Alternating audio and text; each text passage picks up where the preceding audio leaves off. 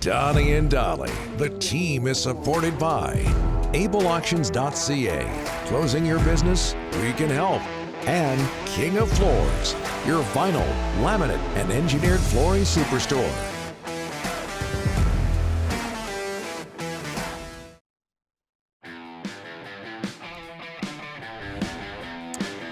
Donnie and Dolly, a presentation of Able Auctions and King of Floors. Meanwhile, it is Tuesday, and all of our guests today are sponsored by Skipper Auto, including Dave Randorf, supporting Canadian fishing families through a revolutionary seafood buying experience.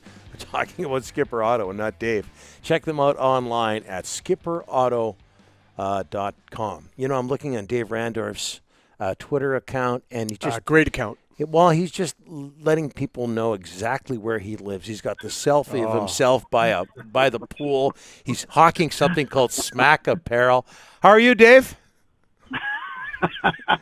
Hey, I'm having a good time. What can I say, Don? I'm enjoying. I've turned into a Florida man. I'm not going to lie. It doesn't suck. You guys need to come down here to apparently cool off. Like, I hear it's like 40 degrees there. It's brutal. You say you're a Florida man. Are you living at Del Boca Vista by any chance? No, I don't have any white pants yet, and they're not hiked up to my, my chest. No, nothing as bad as that. But hey, listen, I'm having a good time. This run that the Lightning are on, it's been fun to be around, and they're 3 wins away. So I mean, actually, I was thinking about it last night, guys. I have not been to a Stanley Cup final since 1994. So, really? Right, there's been no cause for me to be there. You know, I'm not an analyst or an insider, or I didn't host any of TSN's Cup coverage. And the last time I was at a Cup final was 94. I went to, if you remember, Don, I got to go to games 1 and 2 in New York. Mm-hmm. And then, of course, I went to game, I think I went to one of the games at home, either game 5 or whatever it was. No, 6, sorry. Yeah. 6. And anyway, it was, I've not been in a building since the Canucks-Rangers Stanley Cup final. So it was it was special, man. It was very cool. And it's when you get to this level, I've been to lots of games now, we all have, but it's a different feel in the rink. Everything seems bigger. Mm-hmm. And it certainly felt that way last night. Yeah. So 5-1, the Lightning win. What was your takeaway? What stood out for you, Dave? I thought the Lightning really were on their game. I really do. And I'm coming at you objectively, okay? So don't get on me here. No. I really thought they took it to them. I thought they were very, very physical. I thought their top line had 7 points, and that's been a big part of Montreal's story to this point. They've been able to shut down and erase your top offensive stars. And, Kucherov with 3 points. Point with 3 assists. Palat got in there as well. So that's a big check mark for the Lightning. I thought their power play, even though it only went 1 for 3 with a power play goal late in the game, I still think that their puck movement, and they forced Carey. Let's face it, boys. Without Carey Price, that game was 8-1 last night. I thought their puck movement and control on the power play was very good, and they were lucky that the Lightning didn't crank it up. I mean, this is a power play that came into the last round over 40%. The Islanders cooled them off quite a bit, but this was a big story because the Habs had not allowed a power play goal in 2 rounds. But they got their mojo going, and they've I'm sure the Canadians have taken notice. We cannot take penalties. Despite the success we've had, we can't take penalties. And I thought they leaned on Price. I thought Josh Anderson was excellent. I mean, he's been their best player for the Canadians. Gallagher tried to stir things up, but whenever they got close to Vasilevsky, you saw what happened. The Lightning pushed back. Blake Coleman with 11 hits by himself. Barclay Goodrow with 7, and you can call that inflated home stats if you want to, but he had at least a third of that or 2/3 of that. So they were very aggressive. They were very balanced, and I thought they carried over their momentum from the last round. Hey, Dave, you've been with this team all season long. You hear the rumors about, they're over the cap, they cheated, they did this with Kucherov. Oh, boy, are we going here again? Yeah, we are going here, Dave, because every time I'm on a show, and particularly in Vancouver, we go back to this one. But go ahead, Dollywell, no problem. Let's go. Dave, the commissioner came out and said, we looked into it, and we found nothing wrong. So I'm trying to understand, if the commissioner said there's nothing wrong with it, why does the feeling in hockey is they did cheat? What are your thoughts? Well, listen, I know how it looks. I'm well aware of the optics of it all. To have Nikita Kucherov, quote-unquote, unavailable for every regular season home game, and there he is with 3 points in Game 1 of the Stanley Cup playoffs when he can play. I'm, you don't have to draw me a picture or a roadmap. I understand the optics, and so do the Lightning, and all I know is what you know. I know that a lot of national writers have spoken to Bill Daly prior to Gary Bettman's presser yesterday, and then Gary Bettman yesterday, about I don't know exactly what the checks and balances are, Rick, in terms of medical reports and doctor, statements and all this kind of stuff to say that he wasn't available until this date. I don't know. All I know is that it passed the smell test as far as the NHL was concerned. That's all I know. If there is a problem with it, if the rest of the league has a problem with it, other fans or other general managers, then it's the rule that needs to change. It's not like the Lightning need to be punished or anything like this. The Carolina Hurricanes had some guys, the Islanders had some guys on long-term injured reserve. So if Anders Lee was suddenly available to play, which, he wasn't, he would have been able to as well. So it's the rule that's in place. The Lightning are not known as a kind of, an envelope-pushing organization. They do things by the book. I know from top to bottom they do. And Julien Brisebois did as much. They did their homework, and it timed out obviously beautiful for them. This guy is going to lead the playoffs in scoring for a second consecutive year. First guy to do that since Lemieux. I mean, again, I get it. But if the commissioner and his right-hand man, Bill Daly, and whoever else is involved in the review process says that it passes, then it passes. And that's, to me, it's kind of a tired story at this point, because a lot of national writers have been writing about it since round one. And, here we are in the final, and obviously there's more writers available and taking another a run at it. But to me, it's while I understand the frustration, the NHL put a big check mark on it. Yeah, and just the Luongo recapture, you can see why in Vancouver people get upset. Yes. Yeah, I understand. Yeah. Sure. Yes. Yeah. Hey, listen, good Western Hockey League kid, Braden Point, third-round pick. Boy, has he been fun to watch. A phenomenal player. Dave, just watching him night in, night out. Talk about him.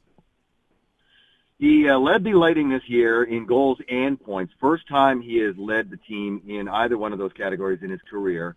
And, I remember years ago, Don will remember this, because we used to, every once in a while, interview Tiger Williams for Sports Page. And I remember the word, this thing always stuck in my head. He said, David, consistency is a skill. It was Tiger who first told me that. And it's true. When you think about it, consistency is a skill. Along with skating and shooting and everything else, consistency is a skill. And I first heard that from Tiger Williams. And that's what I believe Braden Point brings to the table. Consistency. He's very responsible. He's got character galore, and it's been well documented now on Lightning, games, if you ever watch one. That he goes right to the iPad almost after every shift. He and Kucherov both do that. So he's looking to get better, not night in, night out, but shift in, shift out. And, last night's a perfect example where he ends up with 3 assists against a team that has not been allowing any of the big offensive stars to get anything going. And that might have something to do with the fact that they hadn't seen him all year. Who knows? But bottom line is he is driven to be good and accountable every single night.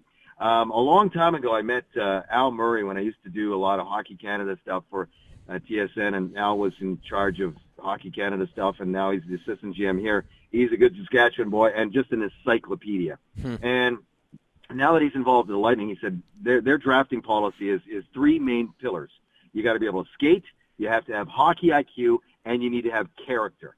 And that describes Braden Point to a T. He's a great young guy. He's not even young anymore. He's a character guy. We interview him a lot.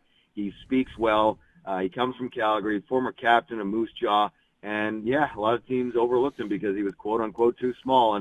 And he is going to go down as one of the greatest.